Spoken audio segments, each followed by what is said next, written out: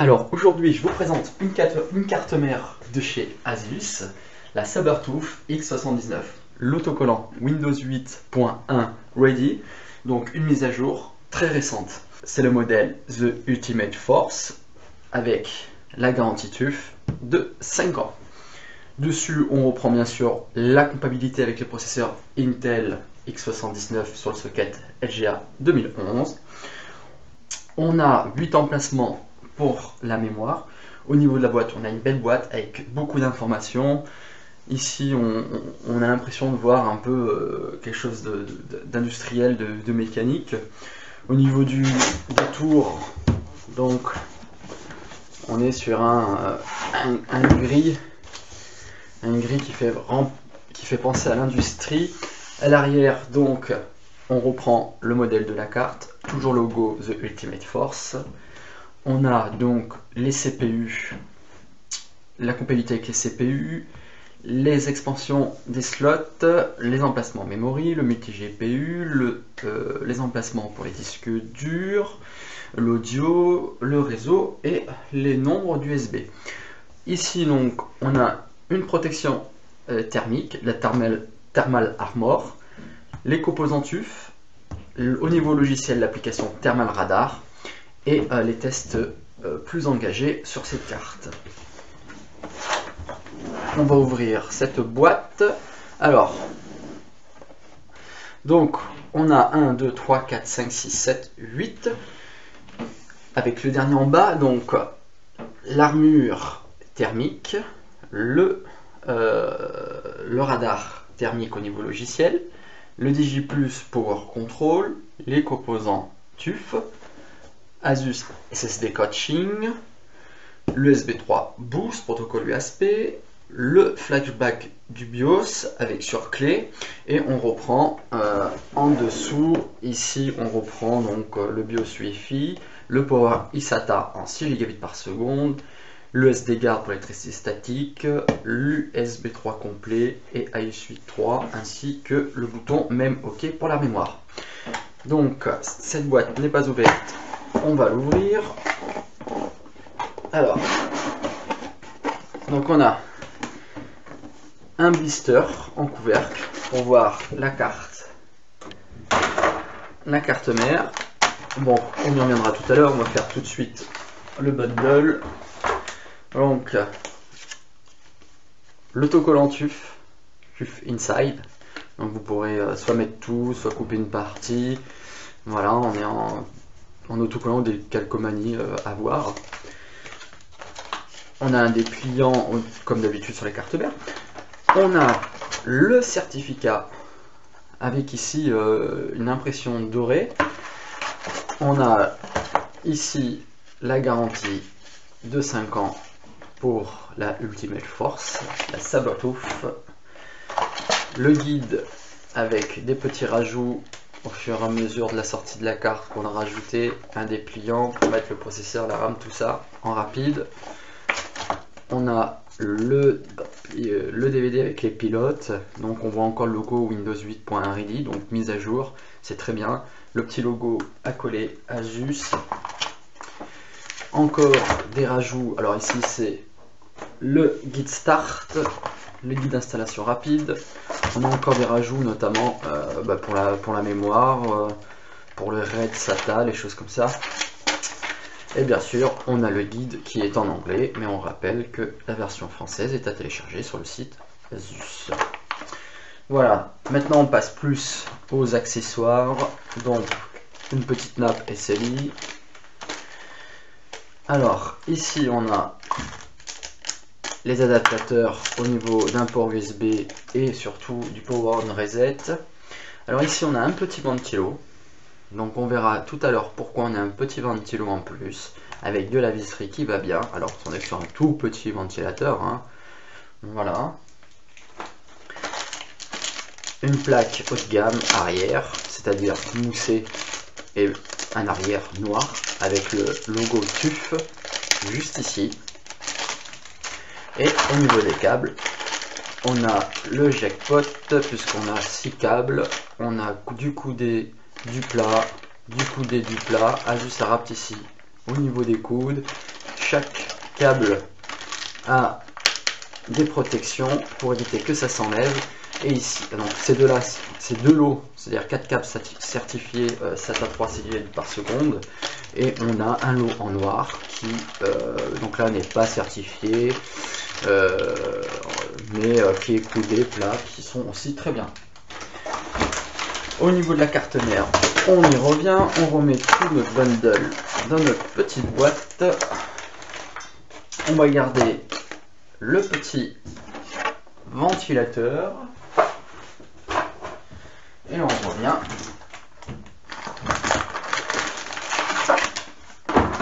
sur la motherboard. Alors voilà à quoi ressemble cette Sabertooth. Alors, différentes. Alors les couleurs sont un peu armées de terre, même beaucoup. On aime ou on n'aime pas. Chacun ses goûts. Alors, ce qu'on voit par contre, ici on voit un gros bloc. D'accord? Et donc, on enlèvera avec un petit tournevis qui va bien. On enlèvera le petit capot qui est ici.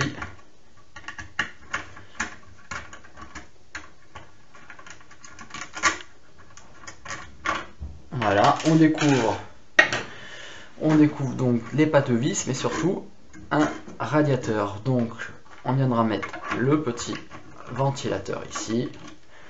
On viendra mettre un ou deux, enfin deux voire trois vis pour éviter que ça s'enlève. Voilà, et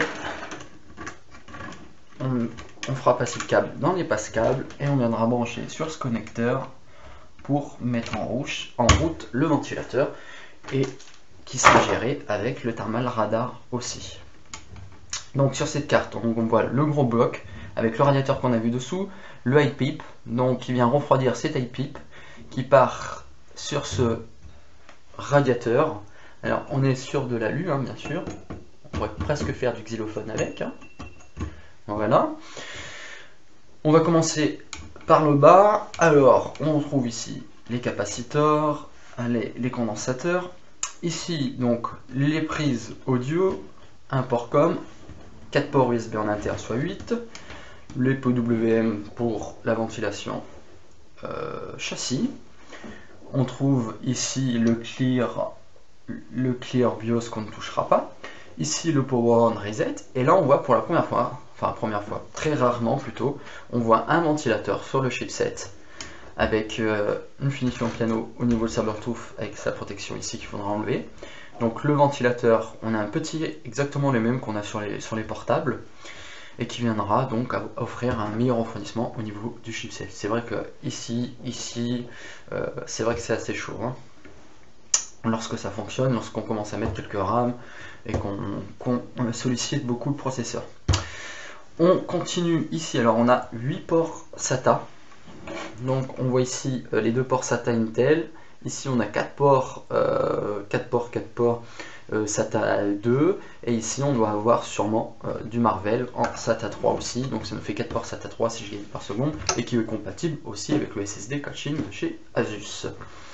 On continue ici, on a un port en interne USB 3.0 pour 2 ports. On a encore un PWM pour la ventilation. Ici, le 24 pins de la carte mère. Ici, on reprend aussi un PWM. Ensuite, à côté, donc des points de test sûrement à vérifier. Hein. Le bouton M OK pour la mémoire. En parlant de mémoire, donc on a bien sûr 8 emplacements pour aller jusqu'à 64 bits.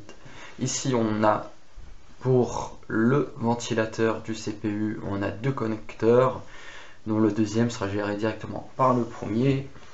Ici, on a les 8 broches pour l'alimentation du processeur à cette partie-là de la carte.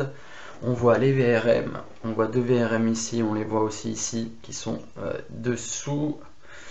Voilà, on continue, on fait le tour. Donc on va venir sur les connecteurs avec le petit ventilateur ici, on y reviendra tout à l'heure. En emplacement PC Express, donc on en a On voit ils sont la même couleur, donc on a un port PCI Express 3.0. Ici c'est pareil, et ici on a un PCI, très ancien port, mais qui est le bienvenu et qui se fait de plus en plus rare. Pour une carte Wi-Fi tout simplement, à 20-30 euros, ça suffit amplement. Si vous êtes en connexion N, en 300N, vous pouvez mettre une carte Wi-Fi en PCI qui sera très bien. Ici on a deux ports PCI Express, un X en 2.0, et ici on a le troisième en 16X. Ici on a une grosse LED pour le témoin demi-sous-tension de la carte mère. Ici on voit la petite mémoire BIOS. Voilà, on continue. On va regarder. Ah, ici on a un autre PWM. Donc au niveau de la ventilation châssis, on pourra en mettre un ici, un ici, un ici.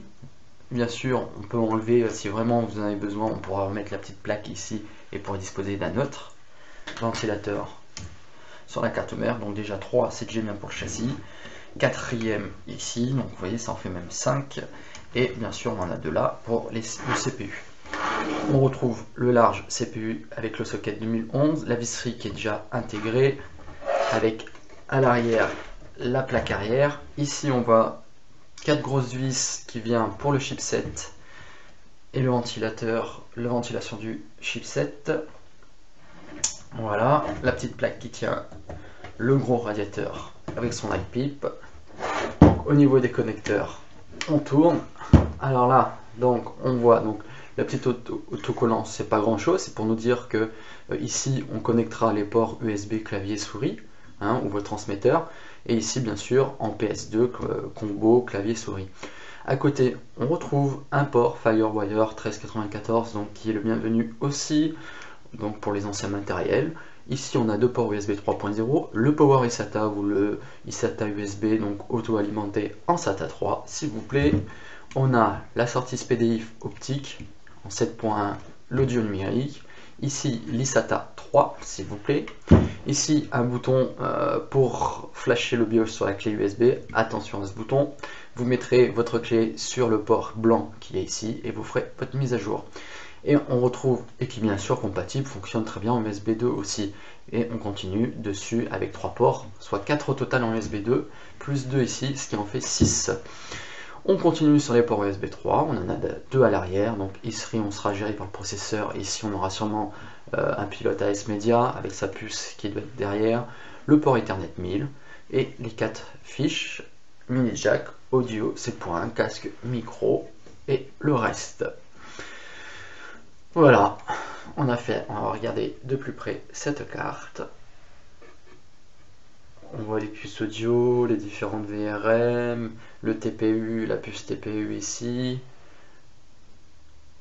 On voit la pile BIOS. Voilà, de plus près ce que ça donne. On voit le radiateur ici pour refroidir les petits condos qui sont ici, le high pipe et tout l'ensemble des connecteurs pour garder au frais entre guillemets. On voit les condensateurs, chaque port a des condensateurs ici. Donc c'est quand même voilà, on utilise des composants TUF, donc avec des tests supplémentaires ou du moins certifiés. Les ports SATA, on en a 8, donc ce qui vous laisse une bonne voilà, vous pouvez mettre pas mal de disques, pas mal de SSD. Voilà, on a une carte complète, la Sabertooth X79.